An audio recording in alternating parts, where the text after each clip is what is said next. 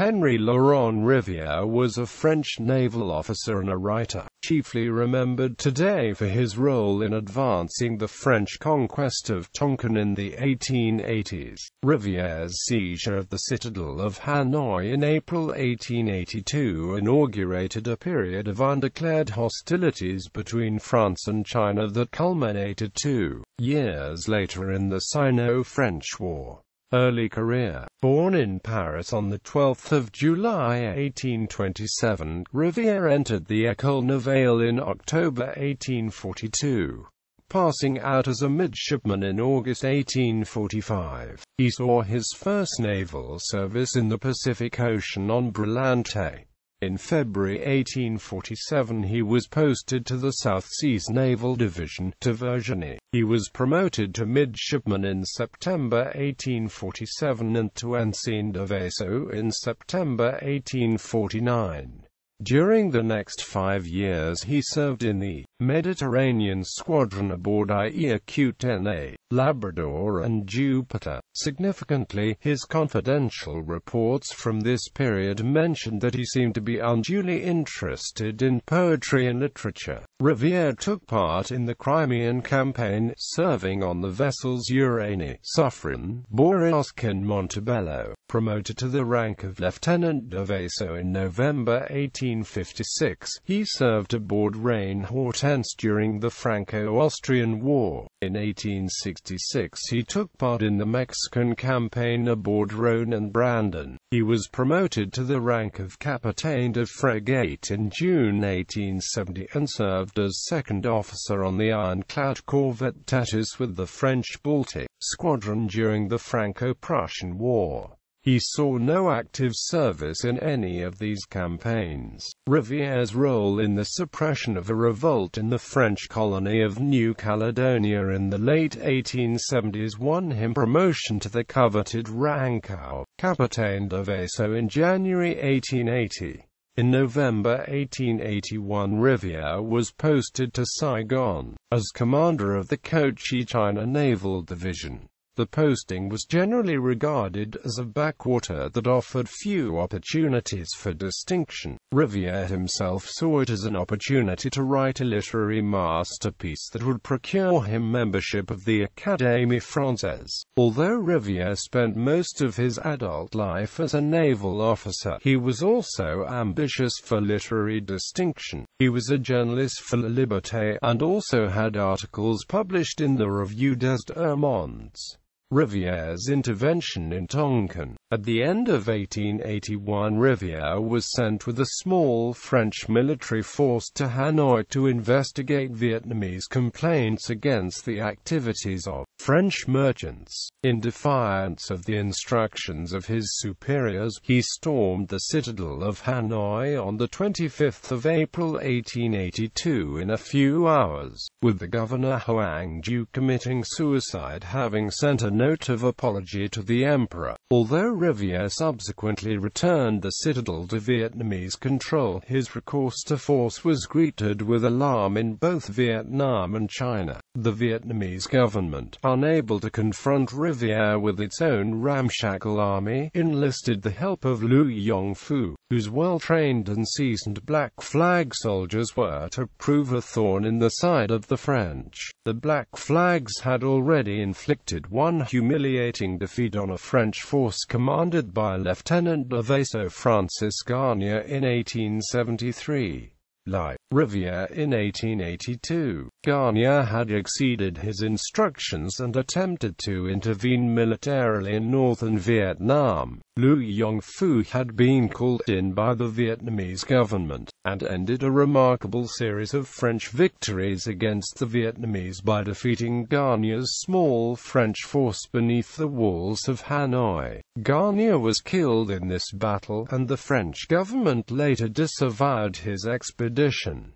The Vietnamese also bid for Chinese support. Vietnam had long been a tributary of China, and China agreed to arm and support the Black Flags and to covertly oppose French operations in Tonkin. The King Court also sent a strong signal to the French that China would not allow Tonkin to fall under French control. In the summer of 1882, troops of the Chinese Yunnan and Guangxi armies crossed the border into Tonkin, occupying Lang Son, Bac Ninh, Hung Hoa and other towns. The French minister to China, Frédéric Bourrier, was so alarmed by the prospect of war with China that in November and December 1882 he negotiated a deal with the Chinese statesman Li Hongzhang to divide Tonkin into French and Chinese spheres of influence. The Vietnamese were not consulted by either party to these negotiations. Rivière was disgusted at the deal cut by Bourrier and in early 1883 decided to force the issue. He had recently been sent a battalion of marine infantry from France, giving him just enough men to venture beyond Hanoi. On the 27th of March 1883, to secure his line of communications from Hanoi to the coast, Rivière captured the citadel of Nam Dinh with a force of 520 French soldiers under his personal command. During his absence at Nam Dinh, the Black Flags and Vietnamese made an attack on Hanoi, but they were repulsed by Chef de Bataillon Berthe de Villers in the Battle of Gia Cuc on the 28th of March. Rivière was jubilant. This will forced them to take forward the Tonkin question. Rivière's timing was perfect. He had expected to be cashiered for his capture of Nam Dinh, but instead he found himself the hero of the hour. There had recently been a change of government in France, and the new administration of Jules Ferry was strongly in favor of colonial expansion. It therefore decided to back Rivière. Ferry and his foreign minister Paul-Armand Chalamel-Lacour denounced Bourrier's agreement with Li Hongzhang and recalled the hapless French minister. They also made it clear to the Chinese that they were determined to place Tonkin under French protection. In April 1883, realizing that the Vietnamese were incapable of resisting the French effectively, the Chinese civil mandarin Tang Jingsong persuaded Liu Yongfu to take the field against Rivière with the Black Flag Army. Defeat and death. On the 10th of May 1883, Liu Yongfu challenged the French to battle in a taunting message widely placarded on the walls of Hanoi. On the 19th of May, Rivière marched out of Hanoi to attack the Black Flags. His small force advanced without proper precautions and blundered into a well-prepared Black Flag ambush at Paper Bridge, a few miles to the west of Hanoi. In the Battle of Paper Bridge, the French were enveloped on both wings, and were only with difficulty able to regroup and fall back to Hanoi. Towards the end of the battle, a French cannon overturned with the shock of its recoil, and Rivière and his officers rushed forward to help the gunners to right it. The Black Flags fired a volley into this struggling mass of men, killing one French officer and seriously wounding Rivière in the shoulder. Several seconds later, Rivière collapsed. Seeing the French line in confusion, the Black Flags surged forward and drove back the French rearguard. Several French officers were wounded at this critical moment, and in the confusion of the retreat, Rivière's body was abandoned on the battlefield. He was immediately presumed dead by his fellow officers. If he had not already died from the effects of his wound, he would have been killed as soon as the Black Flags discovered who he was. Although the Battle of Paper Bridge was a serious defeat for the French, it strengthened the resolve of Jules Ferry's administration to entrench the French protectorate in Tonkin. The news of Rivière's defeat and death reached Paris on the 26th of May. and the French Navy Minister Admiral Péron declared, "France will avenge her glorious children." The Chamber of Deputies immediately voted a credit of 3.5 million francs to finance the dispatch of a strong expeditionary corps to Tonkin. Rivière's adventure in Tonkin set in train a course of events that, within a few years, saw French rule extended beyond Cochinchina to the whole of Indochina.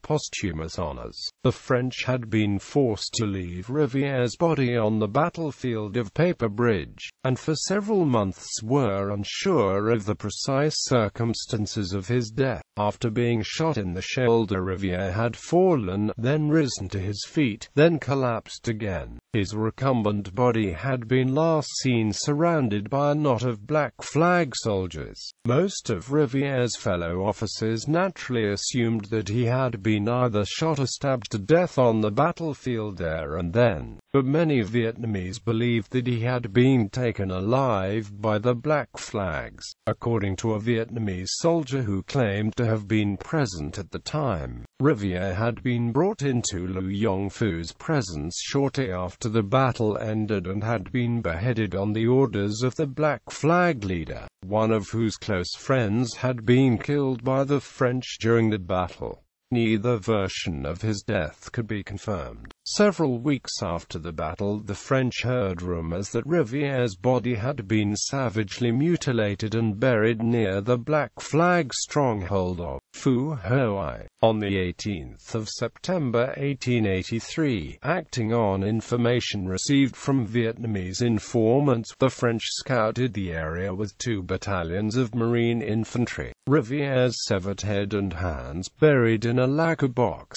were discovered in the village of Chiang Mai, and 3 weeks later the mutilated body of a European, dressed in naval uniform, was found close to Paper Bridge, near the spot where Rivière had fallen on the 19th of May. The body had been gashed with sword slashes, the head and the hands were missing, and the sleeves of the naval tunic had been cut away to remove the marks of rank. Several French naval officers who knew Rivière well were able to confirm that the body was indeed his. These circumstances strongly suggested that Rivière had been killed in the heat of battle on the battlefield of Paper Bridge. Lu Yongfu had offered a substantial bounty for the heads of French officers graded according to the rank, and it seems likely that a Black Flag soldier had killed the wounded French commander and then decapitated him in order to claim the bounty, cutting off his hands so that his rank could be verified by the number of bands on his tunic cuffs. Rivière's remains were brought back to Hanoi, where a funeral service was said over them by Paul François Puginia, the French apostolic vicar of Western Tonkin. 10 years earlier, Puginia had performed a similar office over the body of Francis Garnier, who had died in remarkably similar circumstances. The remains were subsequently returned to France at the request of Rivière's family. They were finally buried in the Cimetière de Montmartre in Paris.